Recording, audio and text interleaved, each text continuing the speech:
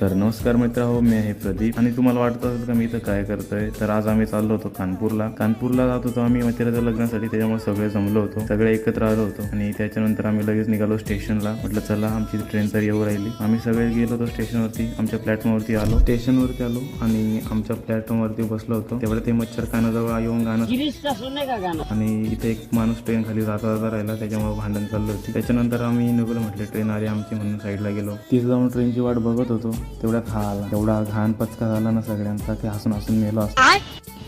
त्याच्यानंतर त्याच्या मागोमाग आमची ट्रेन आली. मग आम्ही ट्रेनमध्ये चढलो, आमचे सीट्स वगैरे घेतले आणि त्याच्यानंतर झाली चहावाल्यांची गर्दी सुरू. चहा घ्या, समोसे घ्या, हे घ्या ते घ्या. जेवण झालं आणि त्याच्यानंतर लागल्या अक्कल लगेच रसायला. म्हटलं जरा दात पाजून घेऊ. थोड्या वेळ गप्पा मारल्यानंतर मी लगेच आलो माझ्या सीटवरती आणि घेतलं झोपून. चला म्हटलं झोपून घेऊया, ट्रेनमध्ये झोप होते की नाही. सकाळी टीसीच्या आवाजांची जाग आली. म्हटलं काय बघावं, हा मॅटर चालू होता.